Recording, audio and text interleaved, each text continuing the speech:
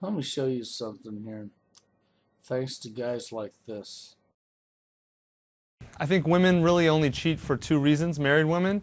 Generally because either they have deep-seated emotional issues they're trying to work out, maybe a sex abuse history, something like that, or because they're deeply unhappy with the relationship that they're in.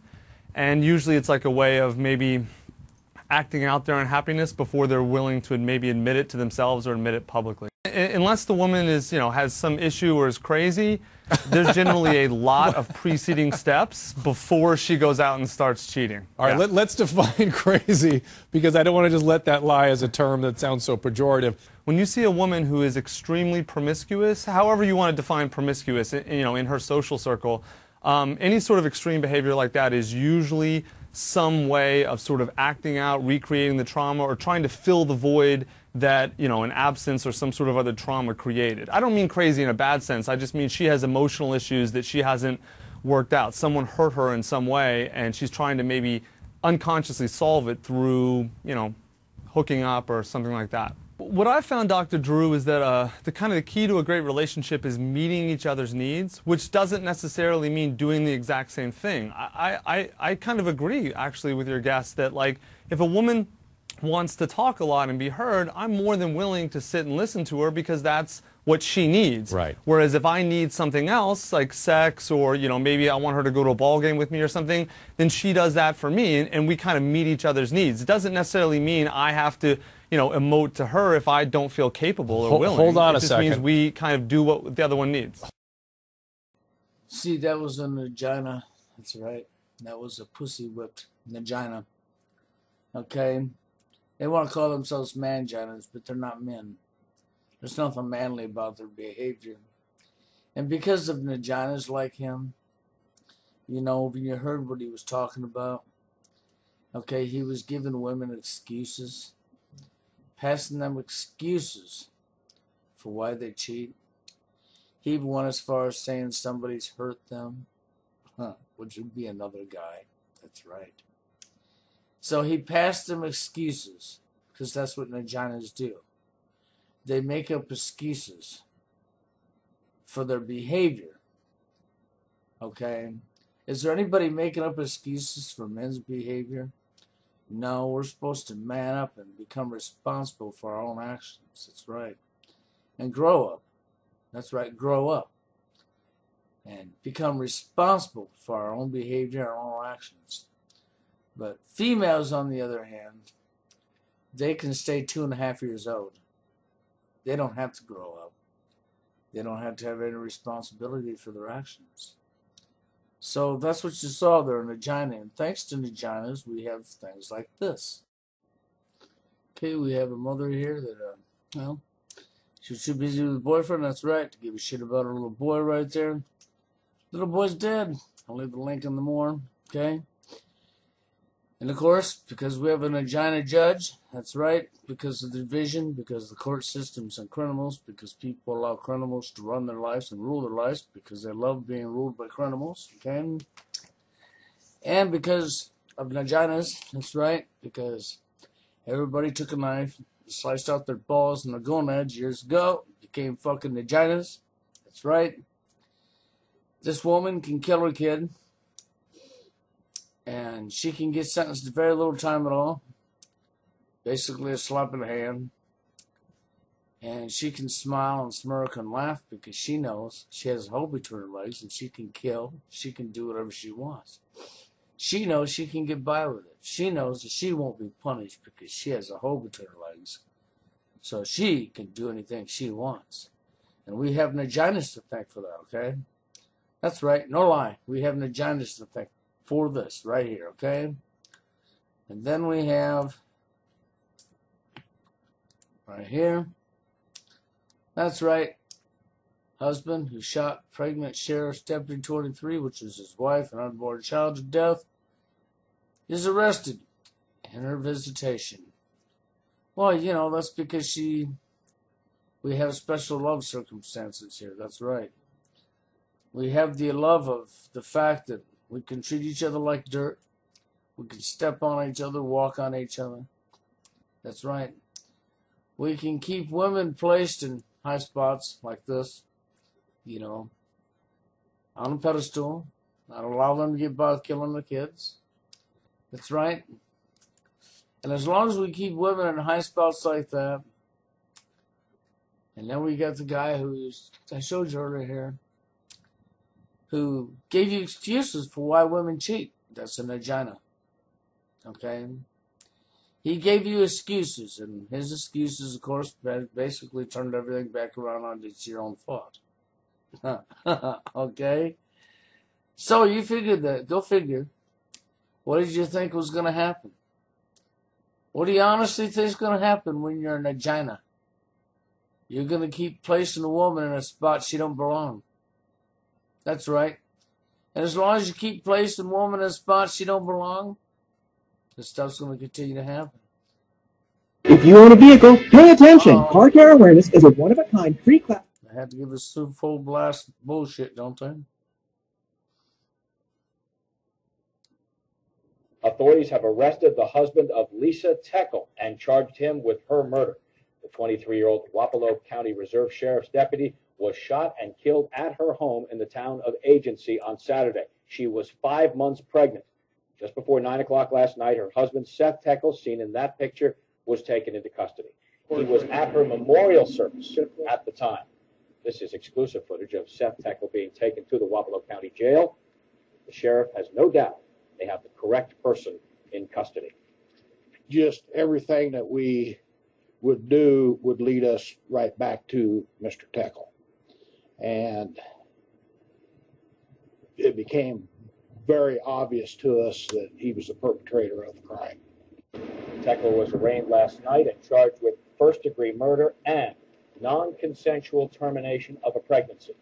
More information expected at the news conference in Ottumwa this afternoon. That's right. She got to see an vagina judge.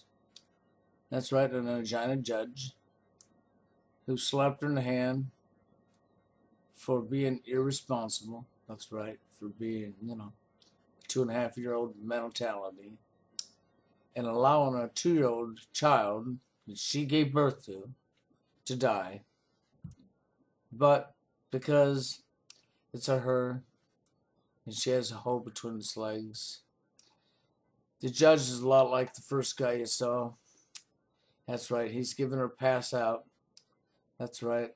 And she knows it. That's why she's got the big old smile, shading grin smile on her face. Because she knows she can do whatever she wants because she has the hole. Okay? Yep. And then you saw, well, he was a monster, wasn't he? That's right. He shot and killed his wife. She was pregnant and the baby. That's right.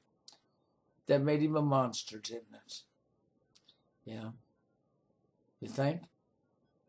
You really think? I don't. See, it takes two to fight. And the behavior of the majority, not all, but the majority of women, okay, is brought to you thanks to vaginas. Vagina judges. That's right. Like what you just saw. And other vaginas. That's right. And then it leads, of course, to more of this. Thank you, Tony. A Vancouver woman accused of killing her husband in their home is expected in court later this morning. KPTV's Nicole Dahl joins us live from Vancouver with more on a possible motive behind the murder. Nicole, good morning. Good morning, Kim. Well, detectives say they were called to this Vancouver home yesterday when the woman called from the home saying that she had killed her husband. This happened yesterday afternoon in the on Northeast 76th Street in Vancouver. And when officers got there, they found the body of 55-year-old Mark Williams inside the house. And sources tell Fox 12 he may have been dead for quite some time and possibly was beaten to death with a hammer. Investigators say it was 51-year-old Donna Ray Williams who called 911. Williams' close friends say they fear she acted after the relationship became abusive. A few times that she came over and she just acted like an abused person. You know how they don't want you to touch them or see anything. And she would come over crying lots of times and just say, you just don't know what I have to put up with. And you know, but I never thought that it would come to this, you know. I thought that she would leave him first, but I just can't believe that this has happened.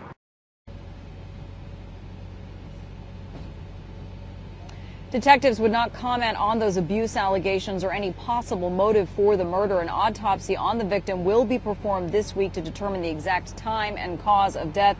Donna Ray Williams will make her first court appearance here at the Clark County Courthouse in just about an hour from now. We are live this morning in Vancouver. I'm Nicole Dahl. Well, as you noticed, even the gal they interviewed did what? That's right. She assumed right away that he had to be abusing her. That's right. He had to. She didn't have to do anything herself to start a fight. We know that it only takes one person to fight. Yeah, that's right. It never takes two to fight. No, only one. That's right. We know that it's always him. Always. She would never do anything wrong. All she got to do is ask the neighbor that interviewed. He was obviously the villain. She had to beat him to death with a hammer and wait 2 weeks to report it because he was the villain. That's right. He was a monster. That's right. She was an angel. Yeah. No, she wasn't an angel. No. Her mouth opened up and ran too. She pushed buttons, pulled strings, pissed him off, created the drama. But then women are weaker than men. That's why she was able to beat him to death with a hammer, because she was so much weaker than him. But thanks to Naginas, this is what we have. And then we have this. Very happy thing. It was me standing up for myself and owning that I'm responsible for my happiness. There would have been a time I would have placed that on others to change myself to make them happy, or expecting them to change to make me happy. And I realized that really wasn't working. Not at all. I was very unhappy, and I started discovering that love I need, it's in here. No one else can give it to me. So, but okay, I get that. But why have like a ceremony and bring in people to marry yourself in front of other people? What was the thinking there? It was about really committing to changing my life. It's been a wonderful journey so far. I don't ever want to stop that. I feel very empowered, very happy, very joyous. I wanted to share that with people, and also the people that were in attendance. It's a form of accountability. My friend Jen that I brought with me today, she's the first one to say to me, you need to go back and read your vows. You're worrying about what other people think, or you're in somebody else's business. There was part of me when I read the articles about this that wondered, was this just about getting attention? Were you trying to get attention? Absolutely not. I'm responsible for my own happiness. I did this to celebrate the progress I've made in my life. 6 years ago, I would have handled a problem by going out and drinking. I smoked. I was 50 pounds overweight. This is just celebrating how far I've come in my life.